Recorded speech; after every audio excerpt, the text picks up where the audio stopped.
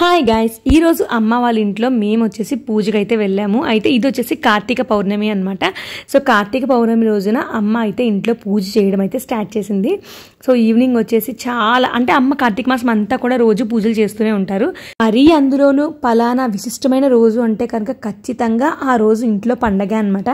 అమ్మ చాలా రకాలైన వంటలు చేస్తుంది, కానీ అమ్మ తినదు. ఇదే అసలు నేను ఎప్పుడు తలుచుకుంటూ ఉంటాను. అన్ని ఉపవాసాలు అనమాట ఈ కార్తీక మాసంలోనే అమ్మ చేస్తూ ఉంటుంది. అండ్ ఫస్ట్ అయితే గణపతికి పూజ అయితే స్టార్ట్ చేశారు. సో మీకు తెలుసు కదా, ఎప్పుడు ఏ పూజ చేసుకున్నా కూడా ఫస్ట్ మనం అయితే గణపతికి పూజ చేసుకుని స్టార్ట్ చేయాలి దేన్నైనా కూడా.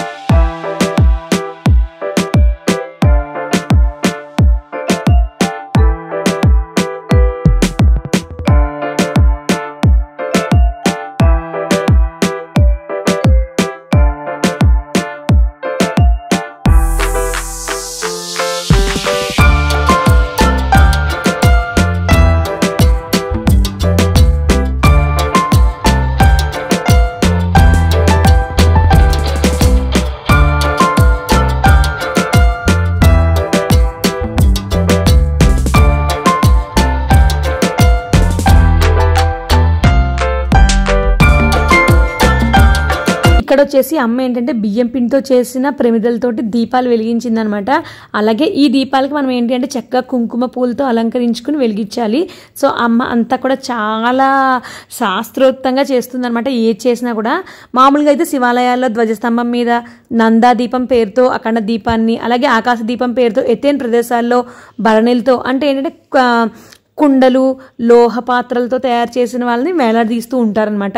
అండ్ అలాగే అరటి దొన్నల్లో అంటే మనం ఏమంటామంటే దూట అంటాం అనమాట. సో దాంట్లో దీపాలు వెలిగించి చెరువుల్లో కానీ నదుల్లో కానీ ఇంకా జల వనరుల్లో విడిచిపెడుతూ ఉంటారన్నమాట. మామూలుగా ఇలా చేయడం వల్ల పుణ్యప్రదము అలాగే అష్టైశ్వర్యాలు కలుగుతాయని అందరూ చెప్తూ ఉంటారు. సో దానివల్ల ఇట్లా చేస్తూ ఉంటారనమాట. అండ్ ఇంకొకటి ఏంటి అంటే కనుక వైజ్ఞానికపరంగా మనం ఆలోచించి చూడగా ఏంటంటే ఈ కార్తీక దీపాలను వెలిగించే అనేక దీపాల వల్ల వాటి నుంచి వచ్చే వాయువుల వల్ల కూడా మనకి ఏంటంటే వాతావరణంలో ఉన్న పొల్యూషన్ ఏదైతే ఉందో దాన్ని తగ్గించి వాతావరణాన్ని శుద్ధి చేస్తుంది. సో దాని ద్వారా మనకు ఆరోగ్యం చేకూరుతుందని కూడా చెప్తూ ఉంటారు. సో సైంటిఫికల్గా అలా చెప్తూ ఉంటారు అనమాట.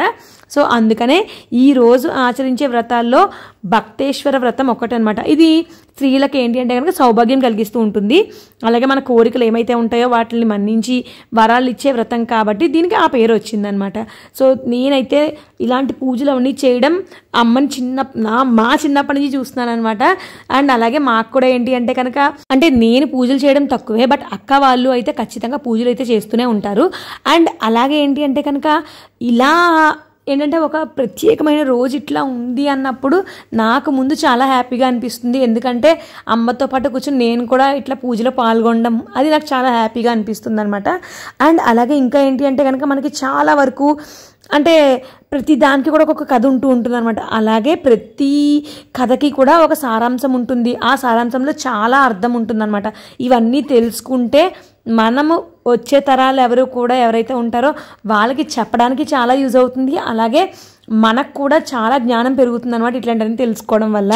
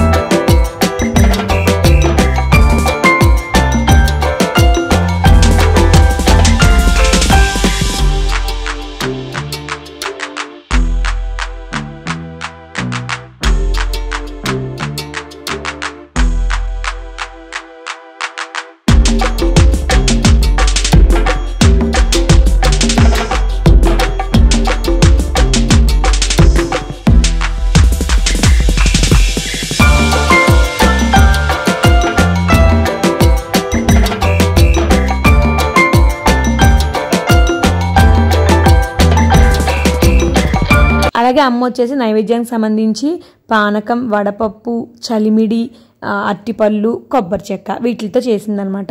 అండ్ ఎవరికి తోచిన వాళ్ళు పెట్టుకోవచ్చు అనుకోండి. అండ్ ఇక్కడతోటి ఈ పూజ అయితే కంప్లీట్ అయింది. ఇప్పుడు వచ్చేసి అమ్మ తులసి కోట దగ్గరికి వెళ్ళి అక్కడ కూడా దండం పెట్టుకుని మొత్తానికి పూజ అయితే ముగిస్తుంది. ఇదన్నమాట మా ఇంట్లో జరిగిన కార్తీక పౌర్ణమి పూజ.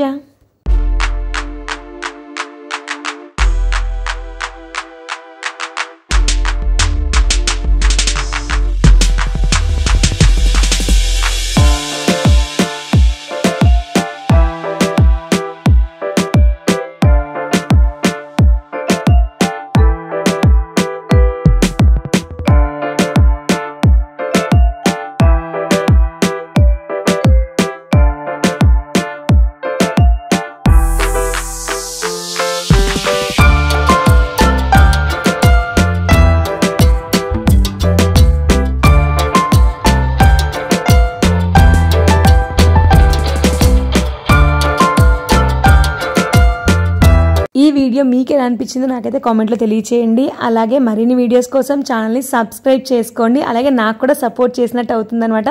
See you all in the next video. Bye.